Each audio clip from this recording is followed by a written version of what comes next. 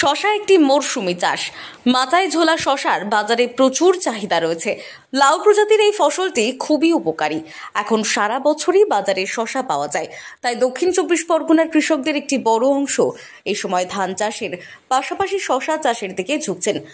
মোটা আর্থিক লাভও করছেন দক্ষিণ চব্বিশ পরগনার কৃষকদের। শশা চাষের জন্য কৃষি দপ্তর থেকে উৎসাহিত করা হচ্ছে।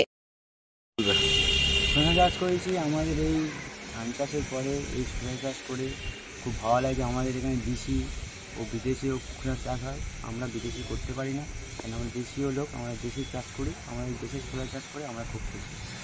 ফলন কেমন হয়েছে? ফলন খুব ভালো হয়। খরচ কেমন? খরচ বলতে ওই খুব সীমিত পয়সায় খরচ, লাভও ভালো হয়। কিভাবে চাষ করতে হয়? আমরা যেরকম শশায় যেরকম ভেড়ি দিই, ওরকম ভেড়ি দিয়ে শশা লাগিয়ে দিই। তারপরে শশা আমি তারপর ট্রিটমেন্ট করতে হয়, একটুখানি সার, জৈব সার মারতে হয়। একই সঙ্গে দেওয়া হচ্ছে নানা সরকারি সহায়তাও।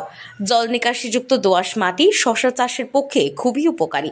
এই মাটিতে শশা চাষের জন্য প্রচার রাসায়নিক কিংবা জৈব সার থাকে, যা ধান তোলার পর অব্যবহৃত অবস্থায় চাষের মাঠে পড়ে থেকে নষ্ট হয়। বাজারে বিভিন্ন জাতের শশার বীজ পাওয়া যায়। এর মধ্যে দক্ষিণ চব্বিশ পরগনার এলাকায় মূলত দুটি জাতের চাষ বেশি হয়, মাচা শশা ও জমির শশা। সবাই ধান চাষ করে উঠলাম, উঠে আর ভাবলাম শশা চাষ করি। এই নিজের জমিতে চেষ্টা করছি করতে।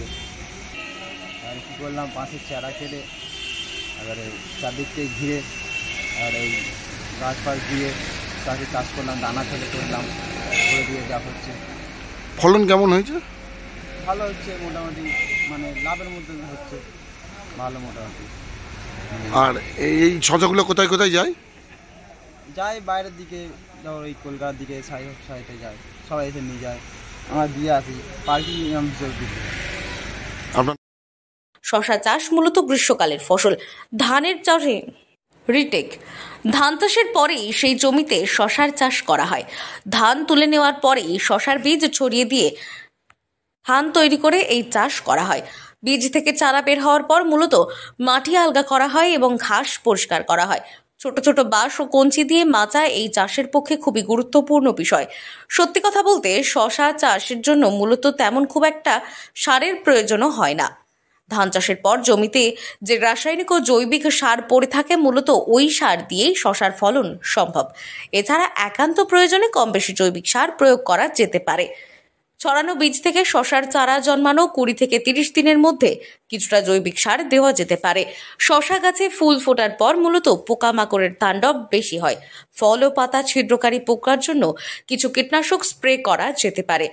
মাচার শশা চাষের জন্য মূলত রোগের তেমন প্রাদুর্ভাব দেখা যায় না। চাষের জন্য মূলত যেটি প্রয়োজন, গাছের গোড়ায় যেন কোনোভাবেই জল না দাঁড়ায়। প্রখর রোদ ও বৃষ্টির ফলে শশা গাছ খুব ভালো হয়। দক্ষিণ চব্বিশ পরগনা থেকে সুমন সাহার রিপোর্ট, লোকাল 18 বাংলা।